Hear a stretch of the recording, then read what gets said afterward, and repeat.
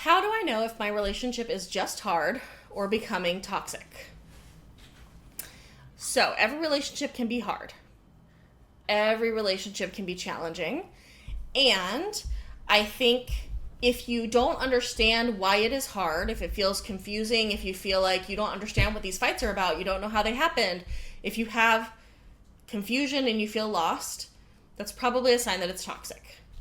If you feel like you are starting to feel more badly about yourself, if you start to feel like your self-esteem and like your concept of self is taking a huge hit, that could be a sign that it's toxic. If you feel like you can't tell people about what's happening in your relationship, that's a sign it might be toxic, right? I think the theme here with a lot of these is that hard, challenging is normal in relationships, but we usually understand like why it's hard, what's going on, what we might need to do. It's not about me as a person. It might be about what I am doing. It might be about changes I need to make, but not because I am bad, but because I am doing something that isn't working.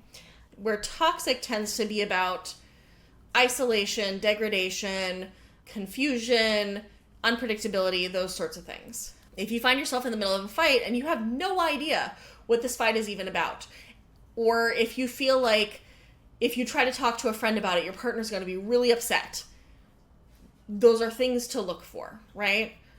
All of us have the right to talk to our people about the stuff that's going on for us. It's probably not a great idea to like always go and trash your partner to your friends, right? And if you feel like you cannot tell the people you are close to what's happening in your relationship,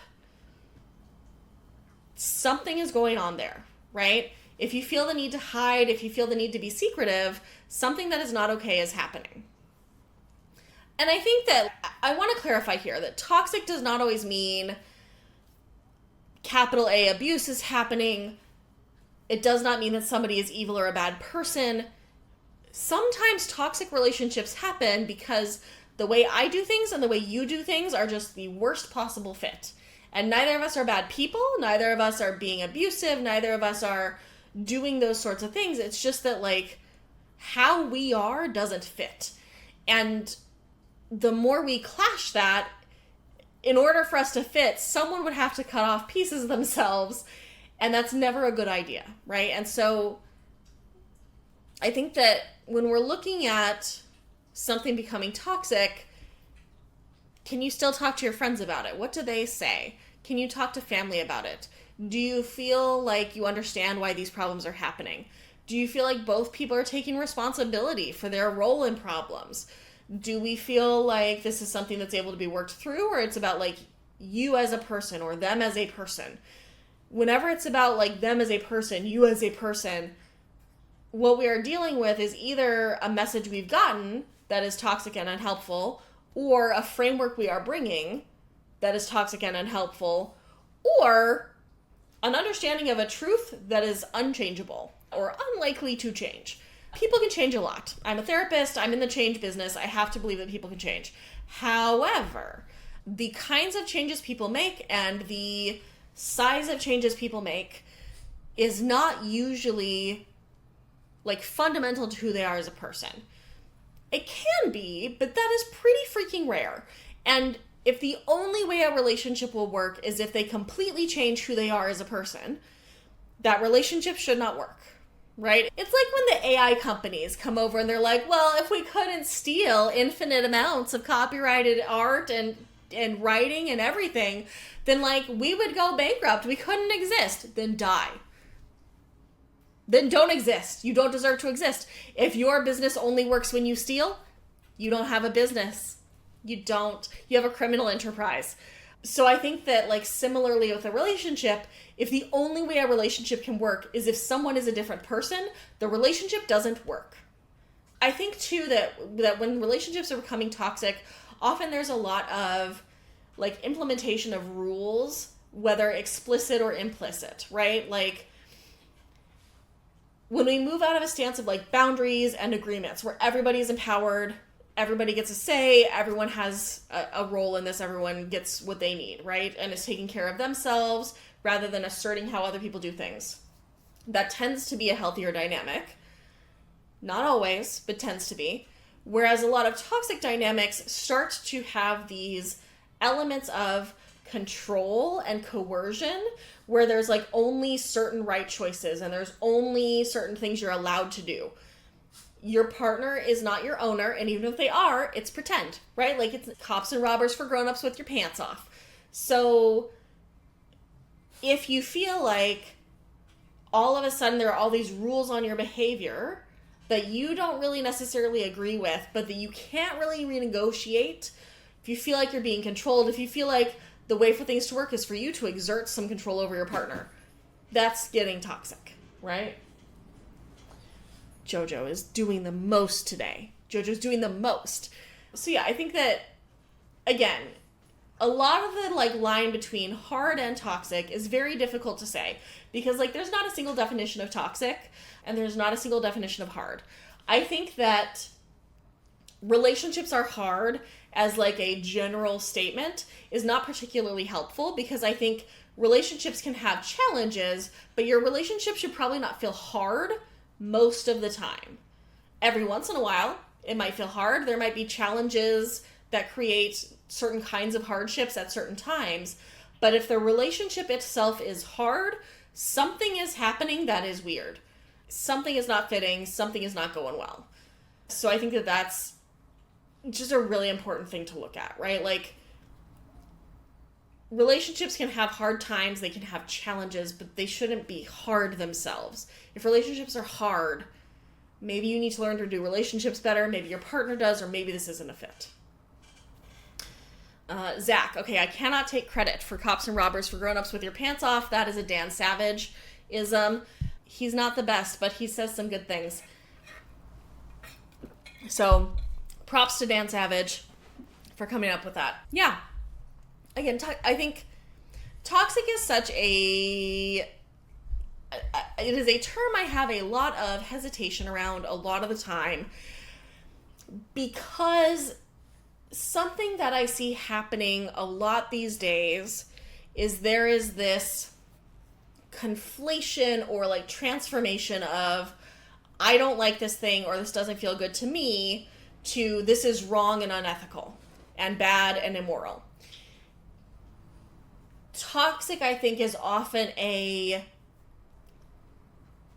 way of creating a judgment that can in and of itself be coercive and controlling because no one wants to be toxic. And so if you're like, you're being toxic right now, it forces them to either challenge you on that term or change. And again, it creates this judgment and framework of their behavior rather than specifically talking about what the behavior is and what it's doing that's a problem. When relationships are toxic, right? Is it toxic? Is it just not working for you? Do you just not like it? Right? A lot of people would say that non-monogamy is toxic because there are breakups. Breakups happen in monogamy all the time. We don't say that makes monogamy toxic. Can non-monogamy be challenging? Absolutely. Is it necessarily toxic? No. And so I think with these terms, it is always worth unpacking, like, what is it that we mean for them? What is it that we're looking at? Are we saying that this relationship is harmful? Are we saying it's controlling? Are we saying it is degrading? Are we saying, like, what is it we're trying to say here? What is the problem? Like, what is the actual problem? Can we describe the actual problem? Because resting on this, like, catch-all, buzzy term can even prevent us from, like, recognizing what that problem is. And that can make it harder for us to figure out if it is something solvable or not, right? So I think, yeah, so the person in the chat said ineffective instead of toxic. Great suggestion, right? I think when we are using these very vague labels, it is worth looking at why are we using it and what do we really mean? A lot of things that people label toxic are just like not working for me. Some things people label toxic are actively abusive. Some things people label toxic are controlling, right? Like there's a lot of things that we use this one word for. So can we be more specific? Why is this a problem? What is happening here? I think too that sometimes we jump to toxic as a way to justify a choice and make it something we can't take back, rather than acknowledging that it's just a choice that we're making and that's okay. The same way that, like, I don't want to read daddy little erotic material versus it is immoral and wrong and supports child abuse to read daddy little material, right? Like, what you are doing is creating a hammer that you can use to bash other people to align them to your preferences and thoughts, rather than owning your preferences and thoughts as yours. So this relationship is toxic might mean I feel really upset by how my partner treats me. It might mean my partner has called me on this stuff and that makes me feel insecure and I don't like that, right? Like, what is it that we are saying and what are we actually talking about? God, I want so badly for so many of us to get better at saying, that's not my thing, rather than, that is wrong, that is bad, that is supporting child abuse, that is supporting domestic violence, that is supporting whatever terrible cudgel we're bringing to the fight today. Can't we just say, I don't like it, and then go and leave and, like, not do it? I don't know. That's my old person rant of the day.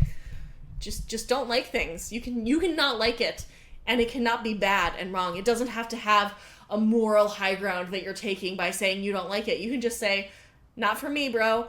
Star Trek. People love Star Trek. I've watched all of Deep Space Nine. It was fine. Do I feel a need to pull up and watch any other Star Trek? Not really. I don't hate it. It's just not, it's fine. It's not, it doesn't do the things for me that it apparently does for other people. That's not me saying. I could also phrase it as, actually, people put all these progressive lenses on Star Trek, and, like, it has some of that, but you're reading a ton into the subtext. And I get that the writers wanted it to be in there, but it's not actually in the text. And the more that you insist on this, the more that it makes it look like you're just, like, so attached to your headcanon, and that's just simply the wrong decision to make. Maybe it's not that deep. Maybe I just don't like it. It's not mine. I don't like it, right?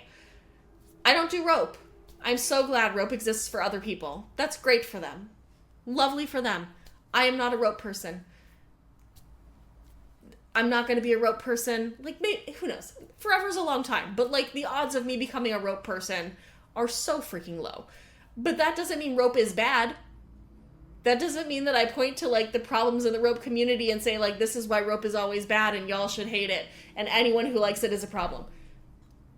What does toxic mean? Why are we saying toxic? Like, what's the point there? What's the hope with that label? Like, why can't we just talk about what is or is not working and be specific and identify it? Old person rant.